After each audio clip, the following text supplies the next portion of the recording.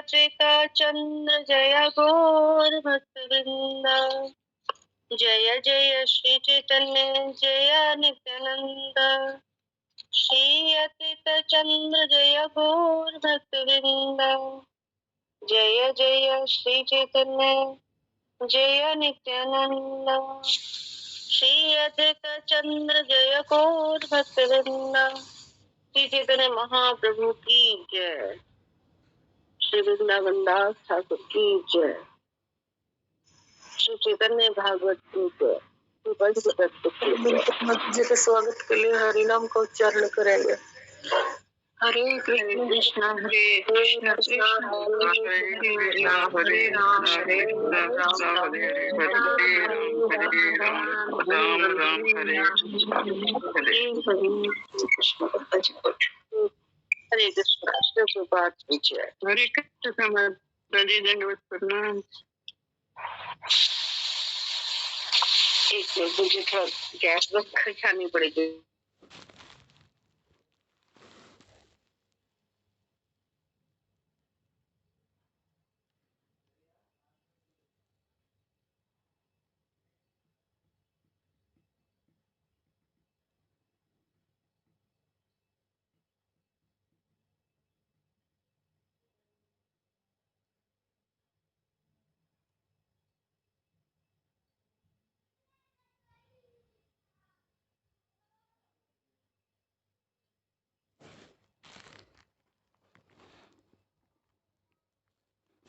जो पर म्यूट है।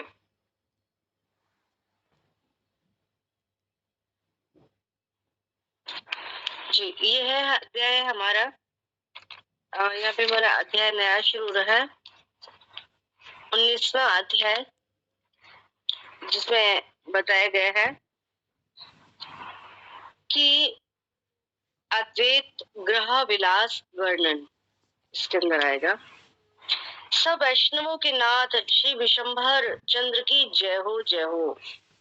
हे प्रभु भक्ति देकर जीवों को अपनाओ। इस प्रकार नवदीप में श्री विशंभर राय क्रीड़ा कर रहे हैं, तथापि उनकी लीलाएं सबके नयन गोचर नहीं होती हैं। मतलब सबको सुफरत नहीं होती हैं, सब लोग देख नहीं सकते। प्रभु अपने भक्तों के घर श्री नित्यानंद और श्री गदाधर के साथ विहार करते हैं। प्रभु के आनंद से सब भक्त वृंद भी सब आनंद से पूर्ण रहते हैं और सकल भुवन को कृष्ण से परिपूर्ण देखते हैं।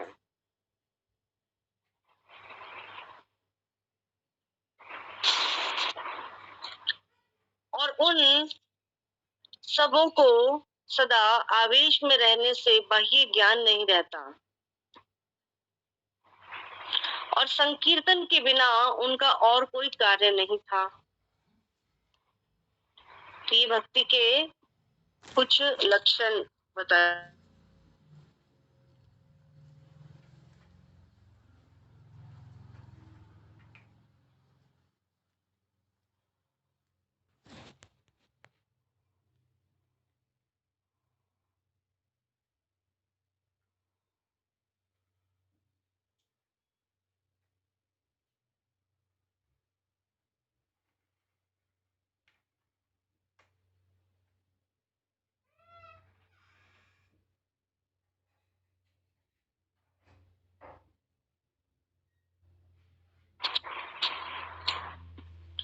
तो संकीर्तन के बिना उनका और कोई कार्य नहीं था। श्री अद्वैत गोसाई सबसे अधिक मत रहते थे और उनका चरित्र अगाध है, जिसे समझने वाला कोई नहीं है। श्री चैतन्य चंद्र की कृपा से कोई कोई यह जानते हैं कि शांतिपुर के नाथ श्री अद्वैत श्री चैतन्य के महान भक्त हैं।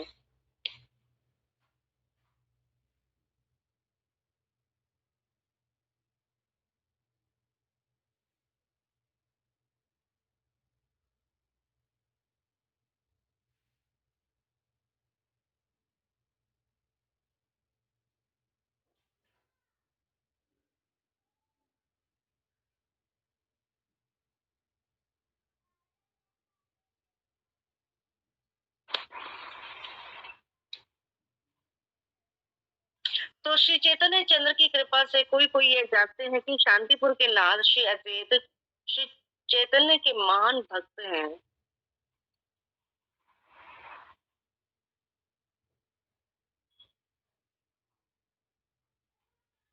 और बाह्य ज्ञान आने पर श्री विशंबर प्रभु सब वैष्णवों को बड़ी भारी भक्ति करते थे, विशेष करके श्री अद्वैताचार्य की। इससे शांतिपुर नाथ बड़े दुखी रहते थे। वो मन ही मन में गर्जा करते और चित्त में शांति नहीं पाते थे। वे मन में सोचते कि ये चोर गौरचंद्र सदा मेरी विडंबना करता है, अपनी प्रभुताई को छोड़कर मेरे चरण पकड़ता है। बल में तो मैं इससे पार नहीं पाता, क्योंकि बहुत बलशाली है, शक्तिशाली है, क्योंकि वह महाबली है। मुझे पकड़ करके भी मेरे पाँव की धूल ले लेता है। केवल एक भक्ति बल ही मेरे लिए उपाय है। भक्ति बिना विशंबर जीता नहीं जा सकता। मेरे अद्वैत सिंह नाम का लोक में तभी डंका बजेगा जब मैं प्रभु के छल छिपाव को अशेष विशेष प्रकार से चूर चूर कर दूंगा। प्रभु को जीतकर इनका साहस बढ़ गया है।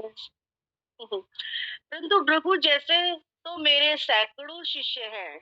मैं प्रभु के शरीर में ऐसा क्रोध उत्पन्न कर दूंगा कि जिससे वे अपने ही हाथों मुझे दंड दें। प्रभु का अवतार भक्ति समझाने के लिए है।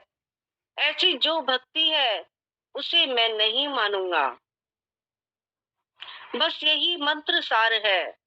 भक्ति न मानने पर प्रभु क्रोध में आकर अपने को भूल जाएंगे और मेरे केशों को पकड़कर मुझे दंड देंगे।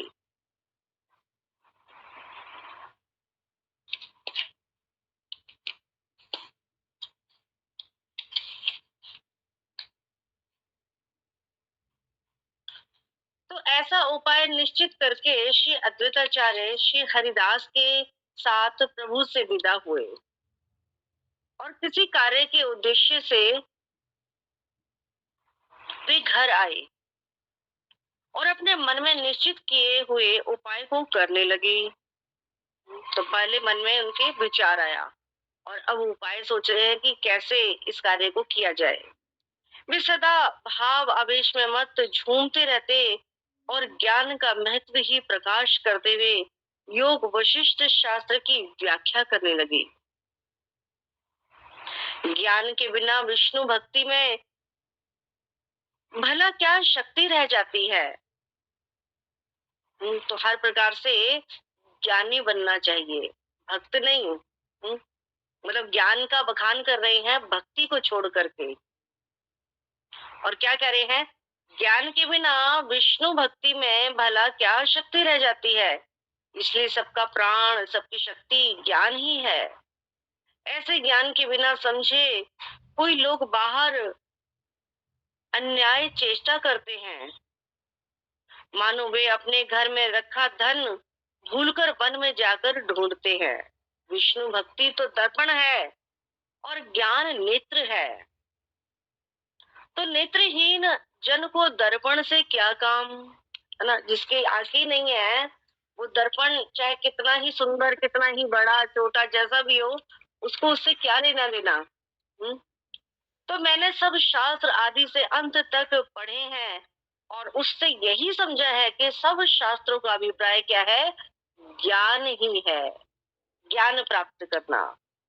तो श्री अद्वैत के चरित्र को श्री हरिदास जी भली भांति समझते थे कि वे इस व्याख्या को सुनकर हाका मार करके हंसते हैं। और इस प्रकार श्री अद्वैत के चरित्र अगाध हैं, जो सुकृतिवान के लिए तो उत्तम भक्तों में सहायक है और दुष्कृतिवान के कार्य में बाधक है। प्रभु विशंबर सर्वांग वांछा कल्प तरु हैं, सभी की इच्छाओं को पूर्ण करने वाले हैं। वे श्री अद्वैत के संकल्प को मन में जान गए ये क्यों ऐसा कर रहा है। तो भगवान क्या है, कल्प तरु के समान है, सबकी इच्छाओं को पूरा करते हैं। कोई कैसी भी इच्छा क्यों ना करे, भगवान की उसकी इच्छा को पूरा करते हैं। कोई शराबियों को संग करना चाहता है तो भगवान उसको शराबियों के संग में भेज देते हैं। कोई भक्तों का संग करना चाहता है तो भक्तों की संगति में भेज देते हैं। इसमें भगवान का अपना कोई दोष नहीं है। इसमें सारा दोष हम लोगों का होता है कि हम क्या इच्छा कर रहे हैं और हमें क्या इच्छा करनी चाहिए, इसमें हम डिसाइड नहीं कर पाते हैं, इस पर हम निर्णय नहीं ले पाते हैं। तो इसीलिए तो भगवत गीता भगवान ने हमें दी है, निर्णयात्मक बुद्धि देती है। ये ददामि बुद्धि योगम ये न माम उपयंति थे। भगवत गीता हमें वो बुद्धि देती है कि कैसे मुझ तक आना है, वो मैं बुद्धि तुम्हें दे दूंगा। कब? जब तुम चाहोगे। और ये चाहत हमारी कहाँ से पैदा होती है? भगवत गीता पढ़ने से। जब अब तक हम उसको पढ़ेंगे नहीं तो वो चाहत आएगी कहाँ से? संगति ही नहीं करेंगे तो चाहत आएगी कहाँ से? है ना? अब कोई व्यक्ति शराब नहीं पीता लेकिन शराबियों के संग में बैठता है, कहता है देखो मैं शराब नहीं पीता हूँ लेकिन उनके साथ बैठना उठना मेरा बना रहता है, मैं बैठता हूँ लेकिन शराब नहीं पीता हूँ। लेकिन एक दिन ऐसा भी समय आ जाएगा, उसकी भी इच्छा होने लग जाएगी कि कैसा है इसका नशा, वो भी पीना शुरू कर देगा। तो ऐसा ही है संगत का रंग, है ना? तो जो भक्तों की संगत में आ जाएगा तो उसको भी रंग चढ़ जाएगा कि कैसी होती है ये भक्ति, मैं भी तो उसको करके देखूं। ये लोग इतने सुखी हैं, हाँ, इतना हमेशा प्रसन्न रहते हैं और मैं हमेशा दुखी रहता हूँ। मैं इनके पास जब भी आता हूँ मुझे भी प्रसन्नता का अनुभव होता है, तो क्यों ना मैं भी वो कार्य करके देखूं जो ये लोग कर रहे हैं। तो संगति का ऐसे असर होता है। तो यहाँ पे महाप्रभु इसके संकल्प को जानते थे अद्वैताचार्य के, उसकी। और महाप्रभु भगवान क्या है, कल्पतरु के समान है, कि वो हर एक की वांछा को पूर्ण करने वाले हैं। तो एक दिन महाप्रभु श्री नित्यानंद के साथ आनंद से नगर में भ्रमण कर रहे थे और अपनी सृष्टि को देखते जा रहे थे। इससे विधाता अपने को सुकृतिशाली मान रहा था कि आह, प्रभु दया भरे नेत्रों से मेरी कारीगरी सृष्टि को देख रहे हैं। विधाता अपने को सुकृतिशाली मान रहा था। कौन? ब्रह्मा जी, है ना? ब्रह्मा जी है ना, गोपियां विधाता को कोसती हैं, ब्रह्मा जी को कोसती हैं कि उन्होंने ये पलकी क्यों बनाई, ये हमारा भगवान का दर्शन करने में बाधा डालती हैं। हाँ? ब्रह्मा जी ने इन पलकों को क्यों बनाया? क्योंकि ये झपकती हैं। हम उस झपकने पल का भी क्षण बर्बाद नहीं करना चाहते और कृष्ण का दर्शन करना चाहती हैं, तो उनको दोष देती हैं ये। तो इससे विधाता अपने को सुकृतिशाली मान रहा था कि आह, प्रभु दया भरे नेत्रों से मेरी कारीगरी सृष्टि को देख रहे हैं।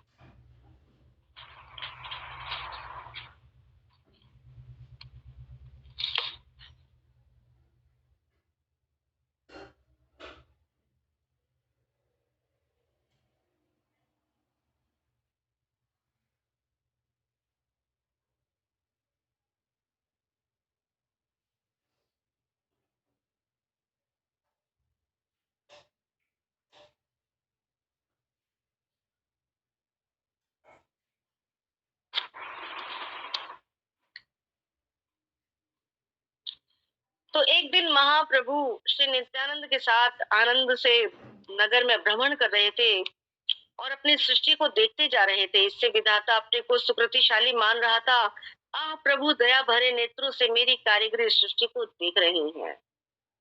तो ऐसे ही जब श्रीला प्रभुपाद अपने भक्तों को, अपने शिष्यों को स्थान दे देते हैं कि जाओ वहां पर जाकर के प्रचार करो, और जब भक्त लोग बहुत मेहनत करते हैं, बहुत सुंदर उसको एक रूप दे देते हैं, तो जब प्रभुपाद उस जगह पर आते हैं तो भक्तों को बहुत प्रसन्नता होती है। प्रभुपाद एक-एक चीज को देखते हैं कि कहाँ पर क्या-क्या चीज लगाई है, कहाँ पर कौन-सा चित्र लगाया है, किस प्रकार से कमरे को सजाया गया है, रूम को बनाया गया है, कहाँ-कहाँ कहाँ पर प्रभुपाद का रूम रखा गया है उस मंदिर में। तो प्रभुपाद जब देखते हैं तो भक्तों को बड़ी प्रसन्नता होती है।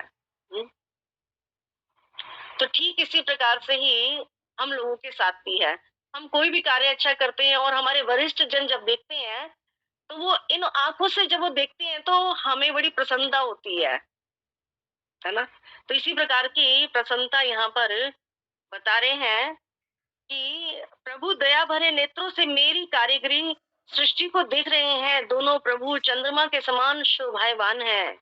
दोनों चले जा रहे थे और लोग सब अपनी अपनी भावना के अनुसार उनका दर्शन कर रहे थे। देवगण सब आकाश में स्थित होकर देख रहे थे। दोनों चंद्रमाओं को देखकर वे मन मन में इस प्रकार सोचने लगे, वे अपने लोग को तो पृथ्वी समझने लगे और चांद को देखकर पृथ्वी को स्वर्ग मानने लगे। इसी प्रकार वे देवता सब अपने को तो मनुष्य समझने लगे और चंद्रमाओं के कारण मनुष्य को देवता समझने लगे। दोनों चंद्रों को देखकर वे सब सोचने लगे, स्वर्ग में दो चंद्रमाओं का राज्य नहीं है, फिर ये दोनों कहाँ से आए हैं?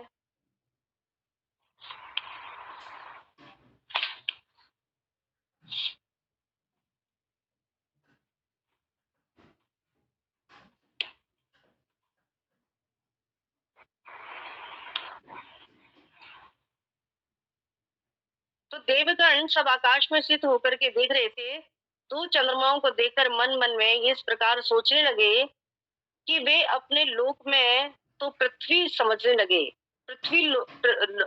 अपने लोक को तो पृथ्वी समझने लगे और चंद्र को देखकर पृथ्वी के को स्वर्ग मानने लगे।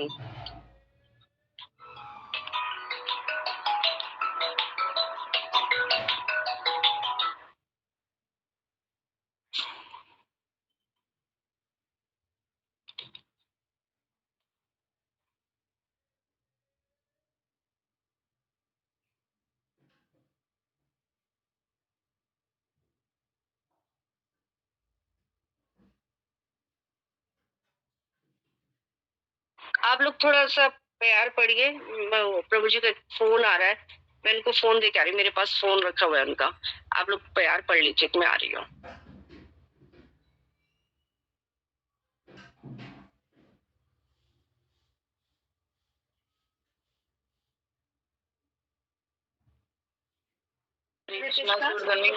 प्रणाम पढ़ लीजिए। हरे कृष्णा। जी माता जी, आप पढ़िए माता जी। नहीं, मैं पूछी माता जी, 19वां अध्याय आज शुरू किया है ना? जी जी माता जी। तो प्यार एक से ही पढ़ा जाएगा ना? हाँ, तो पढ़ लीजिए आप तो। मैं बस यही पूछना चाह रही थी क्योंकि मैंने लेट ज्वाइन किया था ना। हरे कृष्णा। जी ठीक है माता जी। श्री चैतन्य भागवत की जय।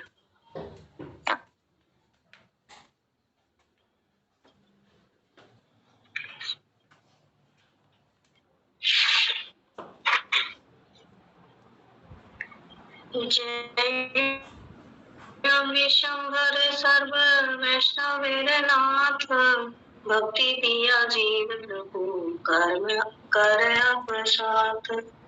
हीनमति नवदीप प्रभु विशंभर, क्रीड़ा करे नाही सर्व जन गोचर।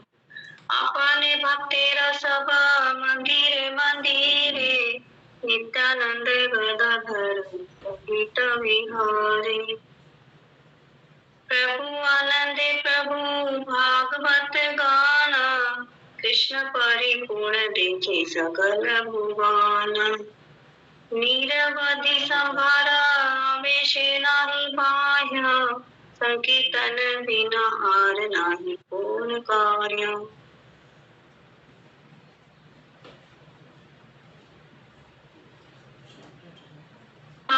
सभा येते मत बड़े अचाया गोसाई, अगाध चरित्र बुझे न कहो नाही।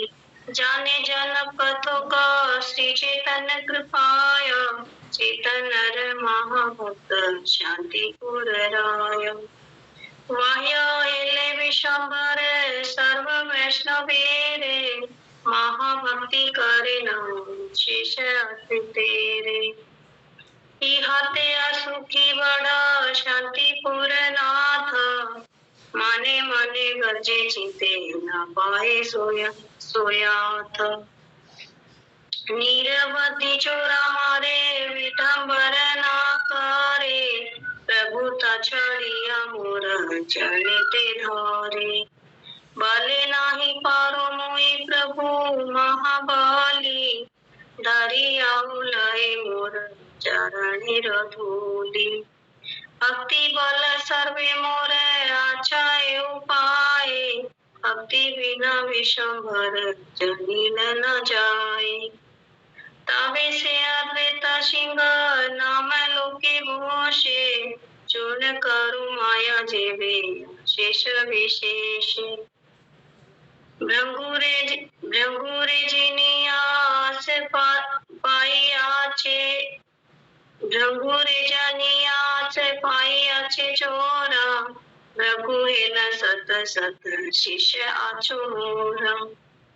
हेन क्रोध जन माय प्रभुर शरीर, सब हस्ते अपने जेन मोर शास्ति गोरे।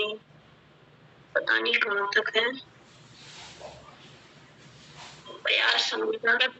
17 तक पढ़ना है ना आपको? जी माता जी। भक्ति बुझाइते से प्रभु अवतार, हेन भक्ति ना मानी मुझे मंत्र सार। भक्ति न मानिले क्रोधे अपना पाशारी, प्रभु मोरे शास्ति करी बिन चूले धौरी।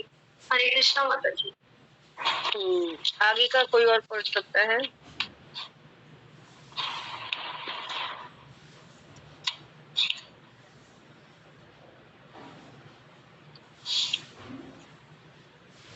कोई पढ़ेगा? जी माता जी मैं पढ़ूंगी। कौन पढ़ेगा? हरे कृष्णा जी पढ़िए माता जी। मैं पढ़ूं माता जी? जी पढ़िए। हरे कृष्णा माता सागर प्रणाम। 1827 जी। श्रीमद् भागवत चैतन्य भागवत की जय। मत चिंतिया जत महारानी, विदाय करी प्रभु हरिदास सा। कौन कार्य लक्ष्य करी जाते आई ना। माता जी मेरे ठीक से पढ़ पा रही हूँ? बिल्कुल। हसिया मेरा मत करी तेला वेला, निर्वधि भाव विषु दोले, निर्विधि भावा विषु दोले मत हैया। आखाने वस्तु शास्त्र ज्ञान प्रकाशीन, ज्ञान विनिधि शक्ति धरे विष्णु भारती। अतएव सभर प्राण ज्ञान सर्व शक्ति, हेन ज्ञान लाभुछि कौन कौन जान। धरि धन हरैया चाहे किया बाल, विष्णु भक्ति दर्पण लोचन है ज्ञान। चक्षुहीन जाने हृदय काने कौन कान। आदि विद्या में पढ़ी लांग सर्व शास्त्र, बुझी लांग सर्व अभिप्राय ज्ञान मात्र। अद्वैत चरित्र भाल बुझी हरिदास, व्याख्यान सुनिया महात अट्टहास। मत तेरे चरित अगाध, सुख पीर फल दुष्प्रभु कार्य बाध। सर्ववांछा कल्प तरु प्रभु विश्वंभर, अद्वैत संकल्प चित्ते है गोचर। एक दिन लागल ब्रह्मणि प्रभु रंग, देखे अपन सृष्टि नित्यानंद संग अपन सुख क्या मतलब ओ 18 से 27 तक पढ़ना था ना, सॉरी। हाँ ठीक है माता जी। ठीक है, तो यहाँ पे हमारा भी ये पढ़ते पढ़ते ना ध्यान ही नहीं रहता है। पढ़ दिया। ठीक है, या तो कर दीजिए इसको भी, या और कोई करना चाहता है तो वो कर ले। 28 से 39 और कोई पढ़ लेंगे माता। कोई और पढ़ेगा तो देखिए।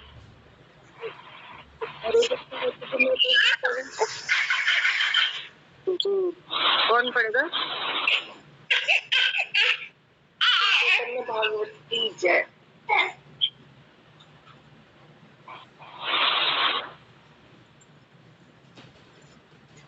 एक दिन नगर भरमई प्रभु रंगे, देखिए अपने सृष्टि नित्यानंद सांगे। अपना सुकृति करी अविधि माने, मोर शिल्प कहे प्रभु सदस्य नयाने। दुई चंदी दुई दुई चली असे जाय, मति अनुरूप सबे दर्शन पाय। अंतरिक्ष थकी सब देखे देवगण, दुई चंद्र देखी सबे गणे मन मान।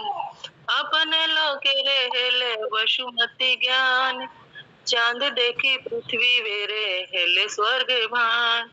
नर ज्ञान तुम्हारे समर जानी मान, चंद्रे रे प्रभारे प्रभावे नर देव स्तुति हेल। देखी सभे कर विचार, कंबु स्वर्गे नहीं हुई चंद्रे रे अधिकार। कौन देव सुने वचन हमारे, मूल चंद्र के प्रतिबिंब तारे। कौन देव ने बुझिए कारण, भाग्य चंद्र रुदि की वह करी लयो जान। केहु बोले एक रूप है, के विधि बुझिए के चंद्र चंद्र नाय। वेदनार सिचते जो प्रभुर रूप, ताहते तो शिव मोहे ए ना के तुक। माता जी हैं तो एक और हे निमत नगर भरे में दुई जन, नित्यानंद जगन्नाथ मिश्र रे नंदन। हरे कृष्ण। ठीक है, धन्यवाद बाबा जी। तो ये प्यार, ये थोड़ा सा हमारा पैराग्राफ रह गया था। तब जो देवता गण है वो सोच रहे हैं कि ये दोनों चंद्रमाओं को देखकर भी सब सोचने लगे कि स्वर्ग में दो चंद्रमाओं का राज्य नहीं है, फिर ये दो कहाँ से आए हैं। कोई देवता बोला, मेरे वचन सुनो, एक तो मूल चंद्रमा है और दूसरा उसका प्रतिबिंब है। अब दूसरा देवता कहता है, दो होने का कारण यह मालूम होता है कि विधाता ने एक चंद्रमा को दो भाग कर दिए हैं। अब तीसरा देवता कहता है कि पिता पुत्र जैसे एक ही होते हैं, इसमें भी एक तो चंद्रमा है, दूसरा उसका बेटा है, इसमें भेद नहीं है। जिस प्रभु का रूप वेद भी निश्चित नहीं कर पाते, उस रूप में देवतागण मोह को प्राप्त हो जाएं, तो कोई आश्चर्य नहीं है। इस प्रकार श्री नित्यानंद और श्री जगन्नाथ मिश्र के पुत्र श्री विशंभर दोनों नगर में भ्रमण कर रहे थे। इतने में श्री विशंभर देव श्री नित्यानंद जी को संबोधन करके बोले, चलो शांतिपुर आचार्य के घर चलते हैं। दोनों प्रभु बड़े रंगीले हैं, बड़े चंचल हैं। वे उसी मार्ग से आचार्य के घर को चल दिए। आधे रास्ते पर गंगा के समीप और पुलुक के पास ललितपुर नाम का एक गांव था। उस गांव में एक गृहस्थ सन्यासी रहता था वह गृहस्थी वेश कपड़े सन्यासी जैसे धारण करता था।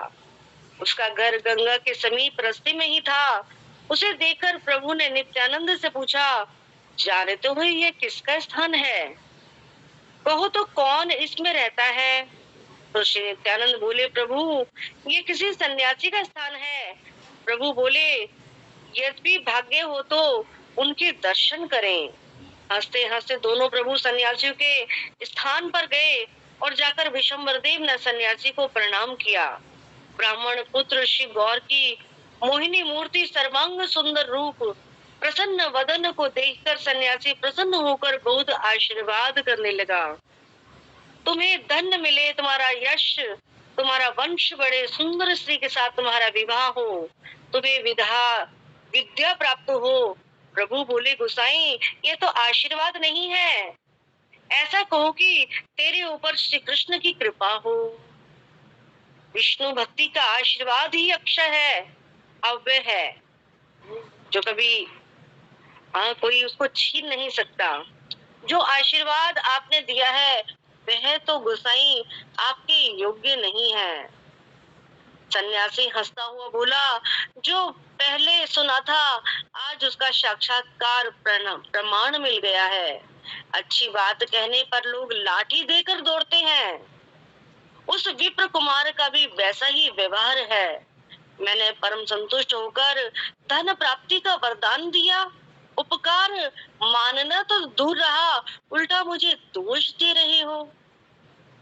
सन्यासी फिर बोला, ब्राह्मण कुमार सुनो, तुमने मेरे आशीर्वाद निंदा क्यों की, उसे बुरा कैसे बताया। अरे पृथ्वी पर जन्म लेकर जिसने भोग विलास नहीं किया,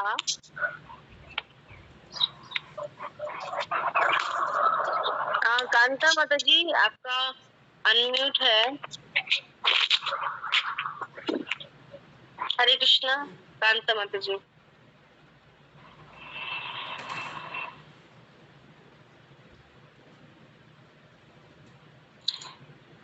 तो सन्यासी फिर बोला, ब्राह्मण कुमार सुनो, तुमने मेरे आशीर्वाद निंदा क्यों की, उसे बुरा कैसे बताया। अरे पृथ्वी पर तो जन्म लेकर जिसने भोग विलास नहीं किया, उत्तम कामिनी जिसके पास ना हुई, धन ना हुआ, उसका जीवन से क्या काम। ऐसे धन का वरदान देने पर तुम लज्जा मानते हो। अच्छा तुम्हारे शरीर में विष्णु भक्ति हो भी गई तो धन बिना क्या खाओगे, बताओ तो मुझे। तो सन्यासी के वचनों को सुनकर प्रभु हंसे और अपना श्रीहस्त ललाट पर रखा और अर्थार्थ सन्यासी के मनोवृत्ति जानकर प्रभु ने माथे पर दुखित तो होकर हाथ मारा। इस प्रकार से भगवान कैसे सन्यासी के घर में हम आ पहुंचे हैं। इस प्रसंग के छल से महाप्रभु सबको यही शिक्षा दे रहे हैं कि भक्ति के बिना कुछ भी नहीं चाहना। अगर चाहत रखनी है तो केवल क्या रखनी है कि मेरे जीवन में कृष्ण भक्ति हो। जिसको कृष्ण भक्ति मिल गई उसने सब कुछ पा लिया। जिसका उदाहरण हमें प्राप्त होता है कृष्ण लीला में ही।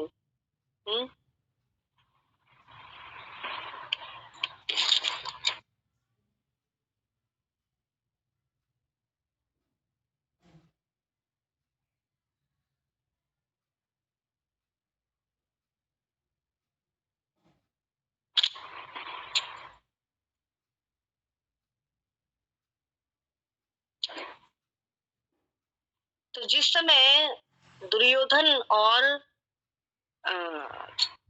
अर्जुन ना कृष्ण से मिलने जा रहे थे, तो उस समय दुर्योधन ने भगवान श्री कृष्ण से क्या मांगा, उनकी सारी सेना को। क्योंकि भगवान ने पहले ही कह दिया था कि जो मुझे चुनेगा वो मेरी सेना को ले सकता है, लेकिन जो मुझे चुनेगा मैं ना मेरे पास ना सेना होगी ना मेरे पास हथियार होंगे। युद्ध में या तो मेरी सेना को ले लो या मुझे ले लो, मुझे निहत्थे को। तो दुर्योधन ने किसका चुनाव किया, उनकी सेना का। और अर्जुन ने किसको चुना, कृष्ण को। और अर्जुन क्या कहलाए, धनंजय कहलाए, धन के विजेता। असली धन तो कृष्ण है। जिसने कृष्ण को पा लिया उसने सारी सृष्टि को पा लिया है, उसने सब कुछ पा लिया है। और जिसने कृष्ण को नहीं पाया और उसने सब कुछ पा लिया, उसने कुछ नहीं पाया। तो ये बात समझाने के लिए कि कृष्ण ही सर्वोपरि है, इसलिए महाप्रभु इस प्रकार की लीला कर रहे हैं यहाँ पर। और क्या कर रहे हैं कि सन्यासी के वचनों को सुनकर प्रभु हंसे और अपना हस्त ललाट पर रखकर, अर्थात सन्यासी की मनोवृत्ति जानकर प्रभु ने माथे पर दुखित होकर के हाथ मारा। भगवान, कैसा सन्यासी के घर हम आ पहुंचे हैं। इस प्रसंग के छल से महाप्रभु सबको यही शिक्षा दे रहे हैं कि भक्ति के बिना कुछ भी नहीं चाहना। तो ऐसा ही प्रसंग एक और आता है चैतन्य लीला में, कि जिस समय हरिदास ठाकुर उन जो राजा जेल में डाल दिए गए थे, किसके कारण वो जेल में वहां पर गए थे, तो जब वो वहां से गुजर रहे थे, जा रहे थे, तो सब लोग उनको देख करके बड़े प्रसन्न हो रहे थे कि हमें हरिदास ठाकुर जी का दर्शन हुआ है। तो हरिदास ठाकुर जी ने क्या कहा कि जिस अवस्था में तुम हो, तुम उसी अवस्था में बने रहो। अब ऐसा जब उन्होंने सुना तो उनको बड़ा बुरा लगा। हम तो बड़ी ग्रहित अवस्था में हैं, हम तो जेल में हैं, और ये उन्होंने हमें कैसा आशीर्वाद दिया। लेकिन उस समय वो एक भक्त का दर्शन कर रहे थे, भगवान को याद कर रहे थे, भगवान की स्थिति में थे, भगवान के स्मरण में थे। तो इसलिए उन्होंने ऐसा आशीर्वाद दिया था कि जिस स्थिति में तुम हो, उसी स्थिति में तुम बने रहो। उनका भावार्थ ये था। तो वाक्य में ही जो भगवान की भक्ति में डूबा रहता है, वही सबसे बड़े धन्यवान है, वही सबसे बड़ा योगी है। भगवान भी भगवत गीता में अर्जुन को कहते हैं, योगिनाम अपि सर्वेशम मत गतिंतरात्मना। जो अपने अंतकरण में मेरा चिंतन करता है, मेरा मनन करता है, मेरी पूजा करता है, मुझे ही याद करता है, वो समस्त योगियों में सर्वोच्च है। तो भगवान को चाहना ना, क्या चाहत होनी चाहिए हमारी, क्या चाहना चाहिए, क्या हमें इस संसार में चाहिए। यहाँ तक कि भगवान भी स्वयं भगवत गीता में कहते हैं कि मुझे प्राप्त करने की चाह उत्पन्न करो। अपने मन में वो चाह लेकर के आओ, वो चाहत लेकर के आओ कि मुझे भगवान को पाना है। वो इच्छा, भगवान हमें कब मिलेंगे, कब नहीं मिलेंगे, ये भगवान की कृपा के ऊपर निर्भर है। लेकिन हमें ये चाहत तो रखनी चाहिए, ये इच्छा तो रखनी चाहिए। अब इस चाहत को भगवान कब पूरा करें या कब ना करें, ये भगवान का डिपार्टमेंट है। लेकिन चाहत रखना ये हमारी अपनी स्वयं की स्वतंत्रता है। इस स्वतंत्रता का हमें दुरुपयोग ना करके इसका सदुपयोग यही है कि भगवान को पाने की चाहत उत्पन्न करना, चाह उत्पन्न कर लेना। तो भक्ति के बिना कुछ भी ना चाहना। महाप्रभु जी बोले, हे सन्यासी गोसाई सुनो, जो मैं खाऊंगा अपने भाग्य में जो है वह अपने आप ही मिल जाएगा, उसे ही खाऊंगा। और सुनो, जो हमारे भाग्य में होता है उतना ही हमें मिलता है, उससे ज्यादा ना उससे कम। धन और वंश के लिए संसार कामना करता है, फिर लोगों का धन वंश नाश क्यों हो जाता है, बताओ तो सही। और ज्वर को कोई नहीं चाहता, फिर ज्वर आकर शरीर को पीड़ा देता है। सुनो गोसाई सुनो, इसका कारण है कर्म। विरले कोई महानुभाव ही इसका मर्म जानते हैं।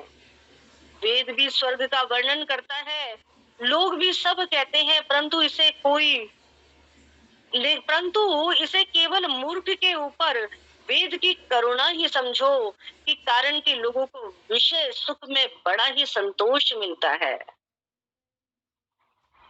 ऐसे चित्त वृत्ति को समझ करके ही वेद स्वर्ग की बात करते हैं। वेद वाद रता पार्थ, भगवत गीता का श्लोक है कि वेदों की अलंकारिक भाषा से लोग इतने आकृष्ट हो जाते हैं कि कहते हैं कि अच्छा जन्म, अच्छा जन, अच्छा घर, अच्छी संतान, बस यही प्राप्त हो जाए, इससे बढ़कर के और कोई सुख नहीं है। इसमें वेद का क्या दोष है?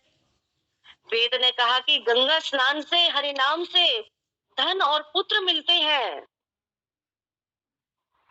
और यह सुनकर सब ऐसा आचरण करने लगते हैं। जिस किसी प्रकार से गंगा स्नान करने से, हरि नाम लेने से, वस्तु शक्ति के प्रभाव से सहज में ही भक्ति हो जाएगी, वेद के इस अभिप्राय को मूर्ख नहीं समझ पाते और श्री कृष्ण भक्ति को छोड़कर विषय सुख को ही बचते हैं। गोसाई, नेक विचार कर भला बुरा समझो कि भला क्या है और बुरा क्या है। श्री कृष्ण भक्ति के बिना और कोई वरदान नहीं है। सन्यासी को लक्ष्य करके शिक्षा गुरु भगवान ने वेद के प्रमाण पर भक्ति योग की शिक्षा दी।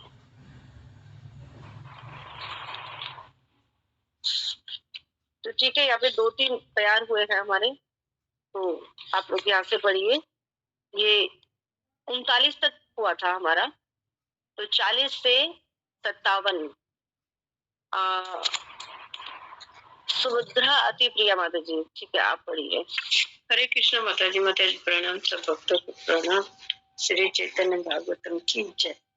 नित्यानंद सुभद्रा माता जी भी है, सब है, लेकिन वो लोग हैंड रेज नहीं कर रहे हैं, या तो वो खाली सुन रहे हैं।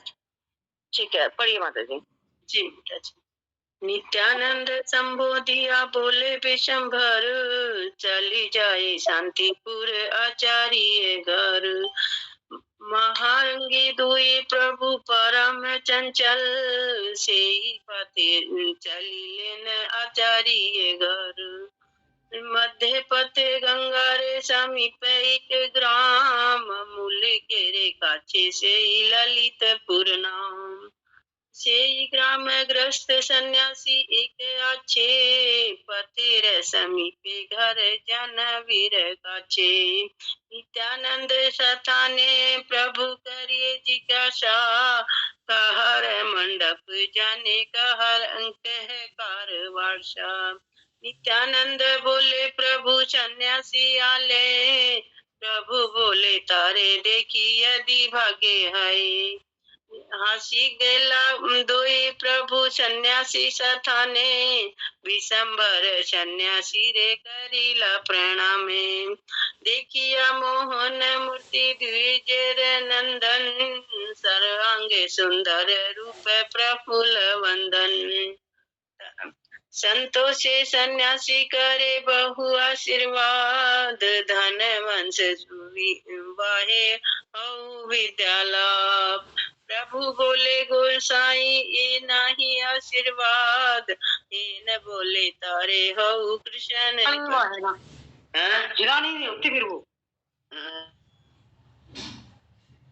विष्णु भक्ति आशीर्वाद अक्षय है हैया, जीव लीला गोसाई तुम्हारा युग नैया। हसिया सन्यासी बोले पूर्व जे सुनीला, साक्षात तारे अजी निदान पाइला। भले रे बलि ते लोक ठेंगा ले अधाए, विप्र पुत्रे रसे मत वशाय। धन्यवर दिले आमी परम संतोषे, कोथा गेल उपकारे आए आमा दोषे। सन्यासी बोले सुन ब्राह्मण कुमार, केने तुम्ही आशीर्वाद निंदाले हमार। तृतीयते जन्मिया जे ना कले विलास, उत्तम कामनी जारे नाई हईले पास। जार धन नाई तारे जीवन किए काज, हेन धन्यवाद दीते पाइयो तुम इलाज। आई ले या विष्णु भक्ति तुम्हारे शरीरे, धन बिना की कैया बोलत अमीरे।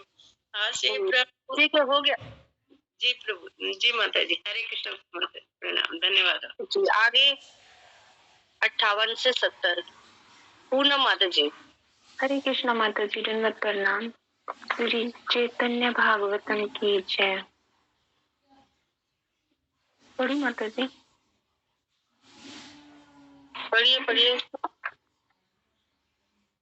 आसे प्रभु सन्यासी रे वचन सुनिया, सिरी हस्ते दिल में जे का पहले तुलिया।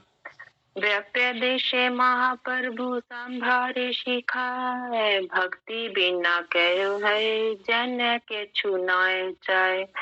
सुन सुन गोरात्रि सन्यासी जे खाइबे, निज कर्मे जे आछे से अपने मिलीवे।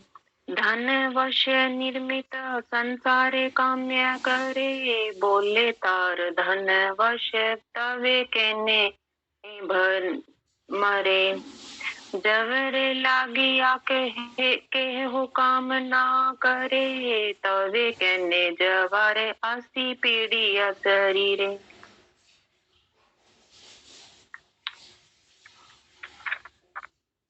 सुनी सुनी गोरात्रि शाह ये तू कर्म, कोने महाजन से इहारे जाने मरम। वेद बुझाइए सर्व बोले जना जना, मूर्ख प्रति से केवल वेद रहे करुणा। विषय सुखे ते बड़े लोके रे संतोष, चित बुझिया कहे वेद वेद रे की दोष। धन पुत्र पाई गंगा स्नान हरि नामे, सुनिय श्री चलिए सब वेद रे कारणे। जेते मते गंगा स्नान हरि नाम ले ले, दिव्य दिव्य रे प्रभावे भक्ति हाई वे के हेले। ए वेद अभिप्राय मूरख नाही बुझे, कृष्ण भक्ति छड़िया विषय सुख मंजे। भले नंद विचार्य बुझे है गोरात्रि, कृष्ण भक्ति व्यतिरिक्त आर्य वर नात्री। भाल मंद विचारिया बुझाइए गोसाई, उसको गोसाई बोलेंगे। गोसाई कृष्ण भक्ति व्यतिरिक्त आर्य वर नात्री। सन्यासी रे लक्ष्य शिक्षा गुरु भगवान, भक्ति योग कहे वेद करिया परमान। नहीं तक ही करना था जी। हरे कृष्ण माता जी ने करना। धन्यवाद। हरे कृष्ण माता जी, धन्यवाद प्रणाम। जी जी माता जी, हरे कृष्णा। हाँ जी माता जी, इसमें जैसे ये बोला गया है कि वेद ने कहा है कि गंगा स्नान से हरि नाम से धन और पुत्र मिलते हैं, तो इसको फिर हम गलत जैसे समझ रहे हैं। इसका मतलब क्या है कि वेद ने कहा गंगा स्नान से धन और पुत्र मिलते हैं। तो इसको गलत प्रलोभन है ना। हाँ, गलत इसलिए समझ रहे हैं ना क्योंकि विषय भोग हो गया ना ये संसार का।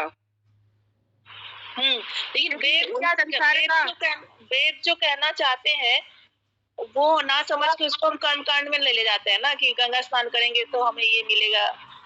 हाँ, प्रलोभन है ना ये प्रलोभन है, ये वेदों का प्रलोभन है कि इस बहाने लोग गंगा स्नान तो करने आएंगे, है ना। गंगा स्नान भी नहीं करेंगे तो फिर बेचारे के कहाँ जाएंगे, वो नरक में जाएंगे, है ना। तो उनको नरक से बचाने के लिए चलो तुम स्वर्ग आने के लिए ही प्रयास कर लो, गंगा जी में आकर के स्नान ही कर लो, कुछ तो तुम्हारा बेड़ा पार होगा। इसलिए ये प्रलोभन है, वेदों के लिए एक प्रकार का प्रलोभन है ये। जैसे बच्चों को दवा देने के लिए टॉफी दी जाती है ना, बेटा टॉफी ले लो, हाँ दवा ले लो तो तुम्हें टॉफी मिलेगी, है ना, ऐसे। ठीक है, लेकिन लोग इसको वो मान लेते हैं कि भी यही सब साधन सही है, है ना, इसी से ही हम सुखी हो जाएंगे। लेकिन सुखी होने का साधन तो महाप्रभु हमें सिखला रहे हैं, शिक्षा दे रहे हैं इन सब घटनाओं से। ठीक है माता जी, धन्यवाद माता जी, बहुत अच्छे से मैं ये मतलब क्लियर नहीं हो पा रहा आपने था। बहुत अच्छा प्रश्न पूछा, बहुत अच्छा, सबके लिए क्लियर हो गया।